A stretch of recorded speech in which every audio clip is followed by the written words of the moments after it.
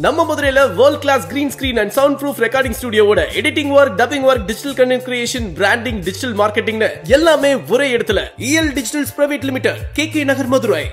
வணக்கம். சமீபத்தில் நான் பார்த்த படம் வந்து எல்லா மொழி படமும் பார்ப்பேன் நான். அது இப்போ எல்லாமே தமிழில் வந்துடுறதுனால நமக்கு கவலையே இல்லை. ஜாக்கிசான், டாம் குரூஸ் உள்பட எல்லோரும் தமிழ்லேயே பேசுகிறாங்க. அதனால் நம்ம ஒன்றும் பரபரப்படைய வேண்டாம். இப்போ நான் பார்த்த மலையாள படம் எதுன்னு பார்த்தீங்கன்னா ஆடு ஜீவிதம் அப்படிங்கிற அந்த படத்தை பார்த்தேன். தமிழ் வெர்ஷனில் தான் பார்த்தேன்.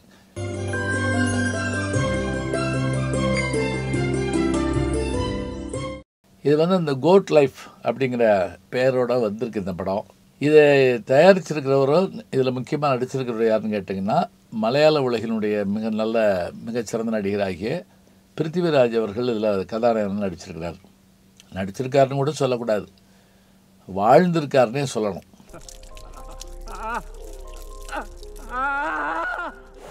ஏன்னா இது சாதாரண படமே கிடையாது. இது வந்து உண்மையிலேயே நடந்த ஒரு மனிதனுடைய கதையாக எழுதியிருக்கிறாரு பென்யமின் அப்படிங்கிற ஒரு எழுத்தாளர். அதை வாங்கி பிளஸ்ஸி இந்த படத்தை வந்து இயக்கியிருக்கிறாரு. கதைக்களம் முழுவதும் நியாயப்படி நமக்கு இது கேரளா படம்னா கேரளா பின்னணி தான் இருக்கணும். ஆனால் இது முழுவதுமே என்ன அப்படின்னா பாலைவன பகுதியில், அந்த நம்ம அரபு நாடுகளுடைய பகுதியில் தான் இந்த படம் நிகழுது. இந்த படத்தோட நோக்கம் என்ன அப்படின்னு கேட்டிங்கன்னா, இந்த அயல்நாட்டு மோகங்கிறது எல்லா இடத்துலையும் இருந்தது. குறிப்பாக இந்த துபாய், சிங்கப்பூர், மலேசியா போயிட்டு வந்தாங்கன்னா கண்ணாடி போட்டு பல சட்டை போட்டு வெற்றி கொடி கட்டு வடிவேல் மாதிரி இருக்கிறத பார்த்துட்டு என்ன வாங்கிட்டு வந்தார், சிங்கப்பூர் வாட்சா பேனாவா, இப்படி தான் இருந்தாங்க. அது மட்டும் இல்லை, அவங்க போயிட்டு வந்தவங்க என்ன பண்ணாங்கன்னா கஷ்டங்களை சொல்லாமல் அவங்க வந்து தங்களுடைய அந்த படோடமான வாழ்க்கையை மாத்திரம் காமிக்க ஆரம்பிச்சிட்டாங்க. அப்போ எல்லாரும் புறப்பட ஆரம்பித்தாங்க. இங்கே இப்போ பட்னியாக நடக்கிறதுக்கு பதில் அங்கே போகலாமே அப்படிங்கிற மாதிரி. இளைஞர்கள் போனால் பரவாயில்ல, திருமணமாகி இருக்கிற குடும்பத்தோடு பார்த்த வேலையை விட்டுட்டு இதில் அவங்க போக ஆரம்பித்த போது உண்மையிலேயே போய் வேலை பார்த்து படித்து ஜெயித்தவங்க பல பேர் இன்றைக்கி நம்ம பார்க்குறோம். நான் எல்லா அரபு நாடுகளுக்கும் போயிருக்கேன், அங்கே தமிழ் சங்கங்களும் இருக்குது, அதெல்லாம் பார்த்துருக்குறேன். ஆனால் எவ்வளவோ பேர் ஏமாற்றப்பட்டிருக்கிறாங்க. அந்த ஏமாற்றங்களால் அந்த குடும்பங்கள் எப்படி செதஞ்சிருக்கு, அவங்க என்ன பாடுபட்டிருக்காங்க. இந்த மோகத்தை நம்ம தவிர்க்கணும். நாம் பிறந்த மண் நமக்கு எத்தனை பெரிய விஷயங்களை கொடுக்குது அப்படிங்கிற எண்ணத்தை கொடுப்பதுக்காகத்தான் இதை அந்த நேரத்தில் இந்த கதையை படமாக்கியிருக்காங்க. இதை படமாக்குற ஆர்வம் பிருத்திவிராஜ் அவர்களுக்கு வந்த பிறகு ஏறத்தாழ 10 ஆண்டு காலம் இதுக்காக உழைச்சிருக்கிறார். நடுவில் கொரோனா வந்து இவங்க போய் படப்பிடிப்பில் போய் 3 ஆண்டு அங்கே மாட்டிக்கிட்டு ரொம்ப சிரமப்பட்டிருக்கிறாங்க. அதுவும் இருந்திருக்கு. இவர் மட்டும் இல்லை, இவர் குழுவினரும் பட்ட பாடு சாதாரணம் கிடையாது. ஏன்னா இவர் பாலைவனத்தில் இருக்கிறாருன்னு காட்டுறத இந்தியாவில் இருந்தால் காட்ட முடியும், இல்லை இது ஒரு நிழல்னு காட்ட முடியுமா? அவங்களும் கஷ்டப்பட்டிருப்பாங்க.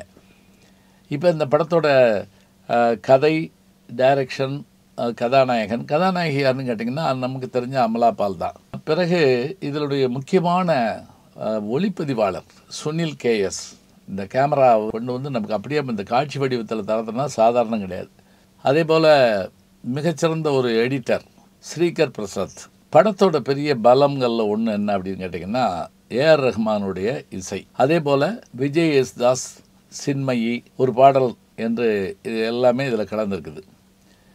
கதை ஆரம்பிக்க போகிறப்பயே நமக்கு என்ன ஒரு நடுக்கம் ஏற்படுது அப்படின்னா, ஒரு தாடியும் தலைமுடி இதான ஒரு முகம் அந்த ஆடுகளோடு சேர்ந்து ஆடுகள் எப்படி தண்ணி குடிக்குமோ அது மாதிரியே படுத்து அந்த ஆடுகள் குடிக்கக்கூடிய அந்த தொட்டியில் தண்ணி குடிக்கிற ஒரு முகத்தோடு ஆரம்பிக்கும் படம்.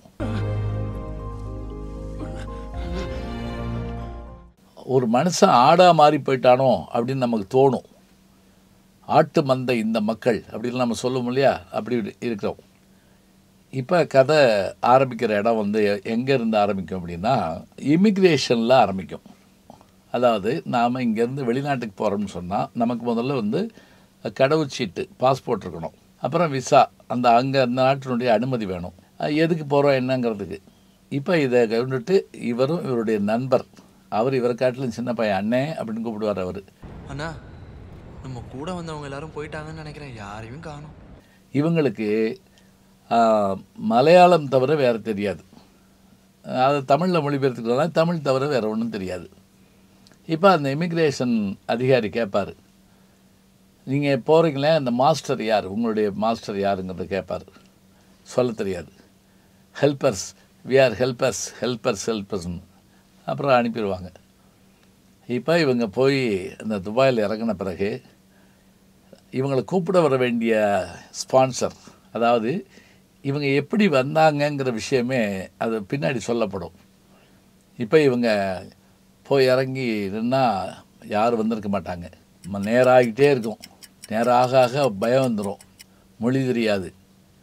அந்த நேரம் ஒருத்தர் இவங்களை கடந்து போவார்.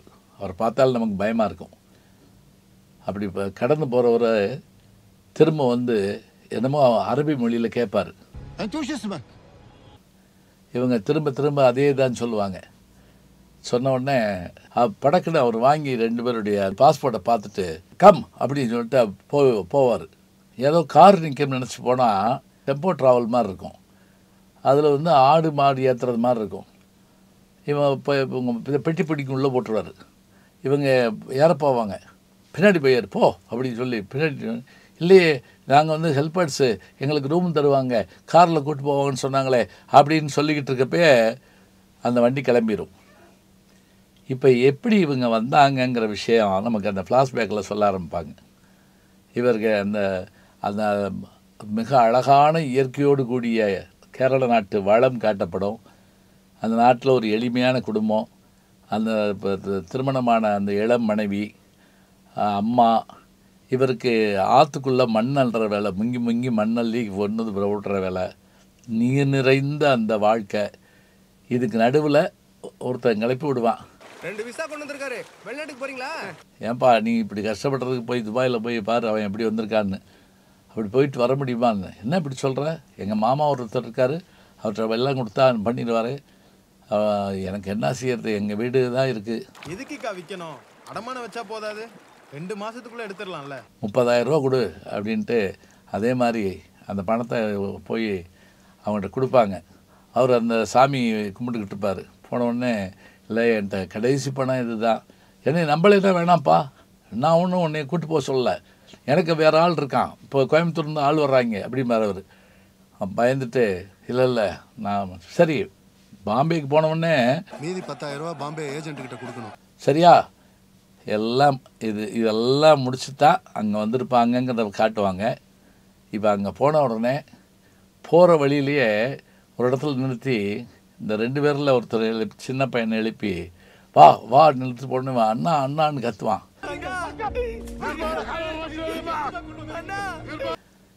வந்து விடு அப்படின்ட்டு அவனை இறக்கி கூப்பிட்டு போயிடுவாங்க.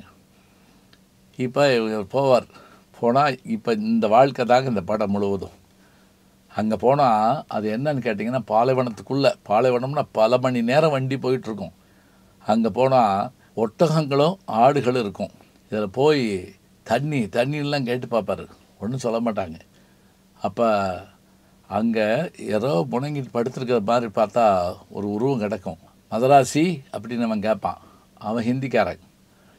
அவன் ஒரு சாக போகிற கிழவு மாதிரி இருப்பான். அவன் எவ்வளோ பேசி பார்ப்பான், ஒன்றும் முடியாது. வருத்தத்தோடு இருப்பான். தண்ணின்னு கேட்பான். அப்போ அங்கே ஒரு டேங்க் இருக்கும். அது என்னென்னா இந்த ஆடுகளுக்கு ஒட்டகங்களுக்கு திரும்பி விடுற தண்ணி. இது அதை போய் குடிச்சிட்டு அப்படி படுப்பான். அந்த கதாநாயகன் படுத்த உடனே திரும்பவும் தன்னுடைய வாழ்க்கை ஞாபகத்துக்கு வரும். தன்னுடைய மனைவியோட சந்தோஷம் வந்த நாட்கள், அவள் ஒரு குழந்தை பெற போகிறாங்கிற அந்த செய்தி, இதெல்லாம் மனசுக்குள்ளே வச்சுக்கிட்டே இருப்பான். அப்படி இருந்துட்டு குளிர் தாங்க முடியாமல் இருக்கவும் படுக்கிறதுக்கு இடம் இல்லாமல் அந்த டென்ட்டில் போய் படுப்பான். அங்கே தான் அந்த முதலாளி படுத்திருப்பான். திடீர்னு அவனுக்கு ஒரு மிதி விழுகும். என்னான்னு பார்த்தா, வெளியே போய் படு, இங்கே படுக்கக்கூடாது. அடிக்கடி அவன் தலையில் இருக்க இதை கலட்டி அடிப்பாங்க, சாட்டையில் அடிப்பான். இப்போ இவன் வாழ்க்கை தெரிஞ்சுக்கிடுவான். ஆடுகள் மேய்க்கணும், ஒட்டகங்கள் மேய்க்கணும். அவன் பெரிய ரொட்டி மாதிரி ஒன்று சுட்டு கொடுப்பான், அதை தின்னுட்டு இருக்கணும். இதுதான் அவனுடைய வாழ்க்கை. இதில் மாட்டிக்கிட்டோம். நம்ம தம்பியும் போயிட்டான், மொழியும் தெரியாது, தொடர்பு கொள்ள முடியாது. இதுக்கு நடுவில் எப்படி ஆகிறாங்கிற வாழ்க்கையை வச்சு நமக்கு படத்தை கொண்டு போவாங்க. எவ்வளவு நாள் இருந்தான்னு தெரியாது. திடீர்னு ஒரு நாள் அந்த ஒரு புல்லுக்கட்டு கொண்டு உணவும் புல்லுக்கட்டு கொண்டு வர்ற ஒரு டெம்போ ட்ராவலுடைய கண்ணாடியை பார்த்தப்ப தான் இவனுடைய முகம் விகாரமாக முடிகளோட இதாக இருக்கிறத பார்த்து பயந்து அழுவான். அப்படியே இப்படி அழுதுட்டு இதுலேருந்து எப்படியா தப்பிக்க பார்ப்பான்.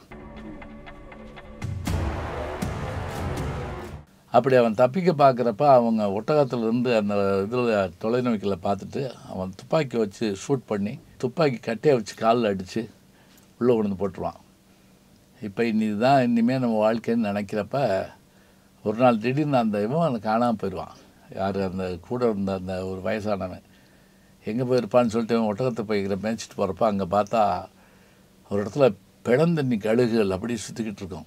போய் பார்ப்பான், அந்த அவன் அங்கே செத்து கிடப்பான். போய் அழுவா. இந்த கழுகுகள் இவனை குத்தி திங்க வரும். அதுலேருந்து தப்பிச்சு ஓடியாருவான். இப்போ தப்பிச்சு போக முடியாது, மொழி தெரியாது, இதுக்குள்ளேயே இவன் வாழணும். இடையில இவனுக்கு ஏற்படுற ஒரு சின்ன மாற்றம் என்னென்னா, இங்கேருந்து போகணும் போகணும் போகணுங்கிற எண்ணம் இருக்கும். ஒரு நாள் இவனுக்கு ஒரு சத்தம் கேட்கும்.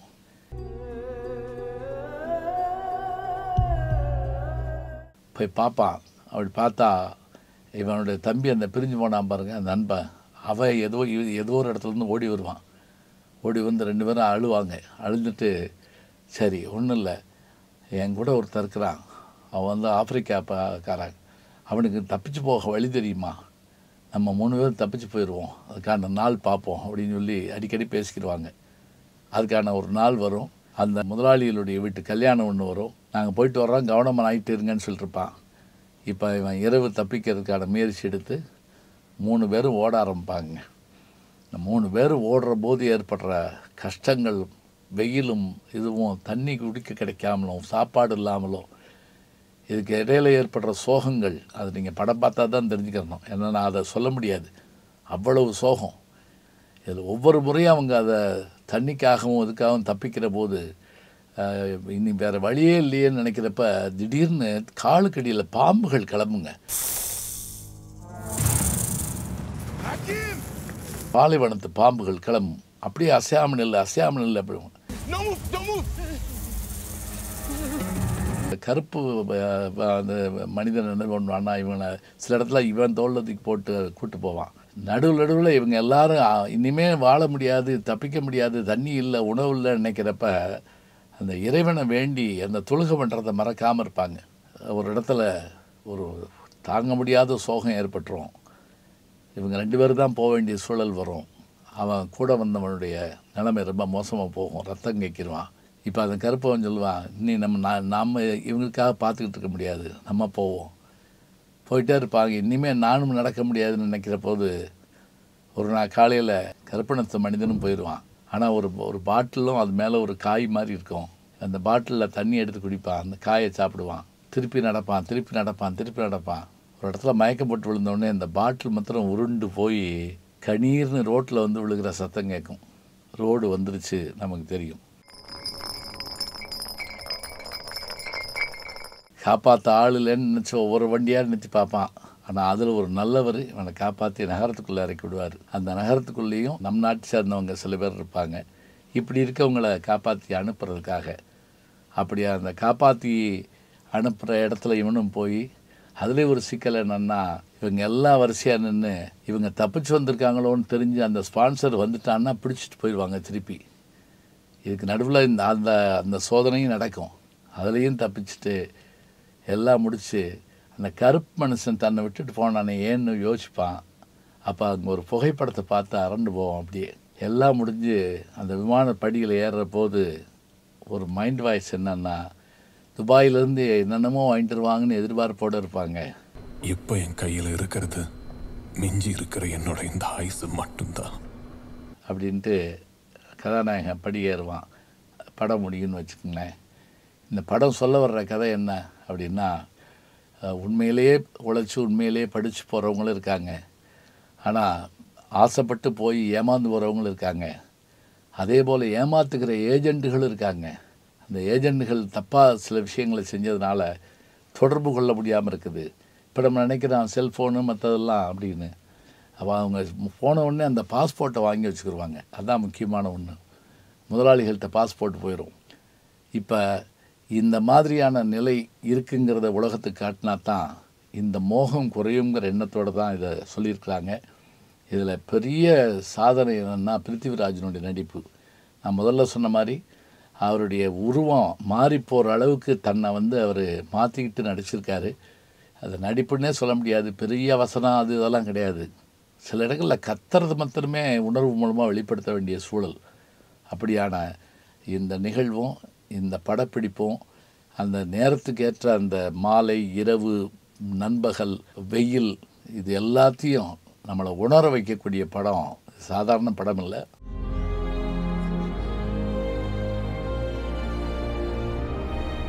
படத்தோட நீளம் கொஞ்சம் அதிகமாக இருக்கிற மாதிரி நமக்கு இருந்தாலும் கூட ஒரு மனிதனுடைய உண்மையான வாழ்க்கை வரலாறை இப்படித்தான் காட்ட முடியும்னு ரொம்ப அருமையாக காட்டியிருக்கிறாங்க. நல்ல பொறுமையாக இருந்து பார்த்து ரசிக்க வேண்டிய படம். கதாநாயகன், இயக்குனர், ஒளிப்பதிவாளர், எடிட்டர், இசையமைப்பாளர் என்று எல்லாருக்கும் நம்முடைய பாராட்டுகள். வாய்ப்பு இருந்தால் ஒரு முறை பாருங்கள். இது ஒரு ஆட்டோட வாழ்க்கை மட்டுமல்ல, காணல் நீரை தேடி ஓடக்கூடிய மனிதர்களுடைய வாழ்க்கை. நடுவில் ஒரு இடத்துல அந்த காணல் நீரை நோக்கி அவங்க ஓடுற காட்சி இருக்கும். அப்பயே நம்ம பயந்து போவோம், இதுதான் வாழ்க்கை அப்படின்னு. பேராசை பெருநஷ்டம் நம்ம சொல்லுவோம். கல்வி இல்லாததும் ஒரு நஷ்டம்தான் என்பதை நம்ம தெரிஞ்சுக்கலாம். மொழியும் வழியும் தெரியாமல் எப்படி நாம் முழிச்சுட்டு நிற்கிறோங்கிறத தான் இந்த படம் காட்டுது. ஆடு ஜீவிதம் ஒரு அற்புதமான படைப்பு. நல்ல செய்திகளை நாளும் சிந்திப்போம், நாளை சந்திப்போம். நாளும் நல்ல தமிழ் கேட்க முனைவர் ஞானசம்பந்தம் அவர்களின் கேளுங்கள். கண்டிப்பாக கேளுங்க. நான் கேட்டுட்டு இருக்கேன். நம்முடைய யூடியூப் சேனலில் சேர்ந்து Instagram, Facebook, Twitter, blog, WhatsApp channel என்று அத்தனையிலும் நான் முன்தொடர்ந்து செல்கிறேன். நீங்கள் பின்தொடர்ந்து வாருங்கள்.